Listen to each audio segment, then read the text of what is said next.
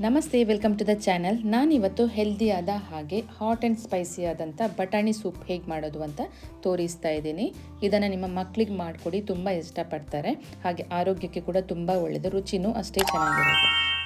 ಹಾಗೆ ನೀವಿನ್ನೂ ನನ್ನ ಚಾನಲ್ಗೆ ಸಬ್ಸ್ಕ್ರೈಬ್ ಆಗಿಲ್ಲ ಅಂದರೆ ಇವಾಗಲೇ ಮಾಡ್ಕೊಳ್ಳಿ. ಹಾಗೆ ಪಕ್ಕದಲ್ಲಿ ಬರುವಂಥ ಬೆಲ್ ಐಕನ್ನ ಕೂಡ ಕ್ಲಿಕ್ ಮಾಡಿ. ಬನ್ನಿ ಮಾಡೋದು ಹೇಗೆ ಅಂತ ನೋಡೋಣ. ಮೊದಲಿಗೆ ಬಾಣಲೆಗೆ ನಾನು 2 ಸ್ಪೂನಷ್ಟು ಎಣ್ಣೆ ಹಾಕ್ಕೊಳ್ತಾ ಇದ್ದೀನಿ. ಎಣ್ಣೆ ಬಿಸಿ ಆಗ್ತಾ ಇದ್ದಾಗೆ 3 ಬೆಳ್ಳುಳ್ಳಿಯನ್ನು ಕಟ್ ಮಾಡಿಟ್ಟದನ್ನು ಹಾಕ್ಕೊಳ್ತಾ ಇದ್ದೀನಿ. ಹಾಗೆ 1 ಹಸಿಮೆಣಸನ್ನು ಕಟ್ ಮಾಡಿ ಹಾಕಿದ್ದೀನಿ. ಇವೆರಡು ಸ್ವಲ್ಪ ಫ್ರೈ ಆಗ್ತಾ ಇದ್ದಾಗೆ 1 ಮೀಡಿಯಮ್ ಗಾತ್ರದ ಈರುಳ್ಳಿಯನ್ನು ಕಟ್ ಮಾಡಿ ಹಾಕಿದ್ದೀನಿ. ಇದೆಲ್ಲವೂ ಸ್ವಲ್ಪ ಫ್ರೈ ಆಗಬೇಕು. ಇದರ ಜೊತೆಗೆ ನಾನು 1 ಹಿಡಿಯಾಗುವಷ್ಟು ಕೊತ್ತಂಬರಿ ಸೊಪ್ಪು ಹಾಕ್ಕೊಳ್ತಾ ಇದ್ದೀನಿ. ಕೊತ್ತಂಬರಿ ಸೊಪ್ಪು ಕೂಡ ಚೆನ್ನಾಗಿ ಎಣ್ಣೆಯಲ್ಲಿ ಬಾಡಬೇಕು.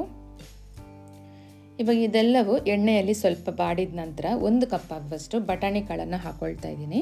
ಇವಾಗ ಇದಕ್ಕೆ 1 ಕಪ್ ಆಗುವಷ್ಟು ನೀರು ಹಾಕೋಬೇಕು. ಇದೊಂದು 5 ನಿಮಿಷ ಚೆನ್ನಾಗಿ ಬೇಯಬೇಕು. ಇವಾಗ ಇದನ್ನು ಮುಚ್ಚಿಟ್ಟು ಸ್ವಲ್ಪ ಬೇಯಿಸ್ಕೋಬೇಕು. ಇವಾಗ ನೋಡಿ, ಒಂದು 5 ನಿಮಿಷ ನಂತರ ಬಟಾಣಿ ಚೆನ್ನಾಗಿ ಬೆಂದಿರುತ್ತೆ.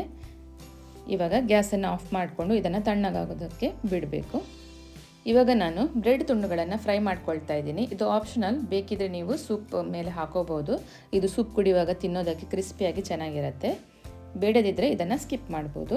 ಇವಾಗ ನೋಡಿ, ಬಟಾಣಿ ಎಲ್ಲ ಚೆನ್ನಾಗಿ ತಣ್ಣಗಾಗಿದೆ. ಇವಾಗ ಇದನ್ನು ನಾನು ಮಿಕ್ಸಿ ಜಾರಿಗೆ ಹಾಕ್ಕೊಳ್ತಾ ಇದ್ದೀನಿ. ಇದರ ಜೊತೆಗೆ 1 ಗ್ಲಾಸಷ್ಟು ನೀರು ಹಾಕ್ಕೊಂಡು ಇದನ್ನು ನುಣ್ಣಗೆ ಪೇಸ್ಟ್ ಮಾಡ್ಕೊಳ್ಬೇಕು.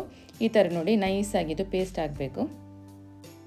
ಇವಾಗ ರುಬ್ಬಿದಂಥ ಬಟಾಣಿಯನ್ನು ಒಂದು ಬಾಣಲೆಗೆ ಹಾಕ್ಕೊಳ್ತಾ ಇದ್ದೀನಿ. ಇದಕ್ಕೆ ಬೇಕಾಗುವಷ್ಟು ನೀರು ಹಾಕ್ಕೋಬೇಕು. ಸೂಪ್ ಕನ್ಸಿಸ್ಟೆನ್ಸಿಗೆ ಎಷ್ಟು ಬೇಕು ನೀರು ಅಷ್ಟನ್ನು ಹಾಕ್ಕೊಂಡು ಹದ ಮಾಡ್ಕೋಬೇಕು. ಇವಾಗ ಇದಕ್ಕೆ ರುಚಿಗೆ ತಕ್ಕಷ್ಟು ಉಪ್ಪು ಹಾಕ್ಕೊಂಡು ಇದನ್ನು 5 ನಿಮಿಷ ಕುದಿಯೋದಕ್ಕೆ ಬಿಡಬೇಕು. 5 ನಿಮಿಷದಲ್ಲಿ ಇದು ಚೆನ್ನಾಗಿ ಕುದಿಯುತ್ತೆ. ಇವಾಗ ಇದಕ್ಕೆ ಕೊನೆಯದಾಗಿ ವೈಟ್ ಪೆಪ್ಪರ್ ಪೌಡರ್ ಹಾಕ್ಕೊಳ್ತಾ ಇದ್ದೀನಿ. ವೈಟ್ ಪೆಪ್ಪರ್ ಪೌಡರ್ ಇಲ್ಲಾಂದರೆ ಬ್ಲ್ಯಾಕ್ ಪೆಪ್ಪರ್ ಪೌಡರ್ ಕೂಡ ಹಾಕ್ಕೋಬೋದು. ಹಾಗೆ ಇದಕ್ಕೆ 2 ಸ್ಪೂನಷ್ಟು ಫ್ರೆಶ್ ಕ್ರೀಮ್ ಹಾಕ್ಕೊಳ್ತಾ ಇದ್ದೀನಿ. ಫ್ರೆಶ್ ಕ್ರೀಮ್ ಹಾಕೋದ್ರಿಂದ ಸೂಪಿದ್ದು ರುಚಿ ಚೆನ್ನಾಗಿರುತ್ತೆ, ರುಚಿ ಹೆಚ್ಚುತ್ತೆ. ಹಾಗೆ ಕ್ರೀಮಿ ಟೆಕ್ಸ್ಚರಲ್ಲಿ ಬರುತ್ತೆ ಸೂಪು.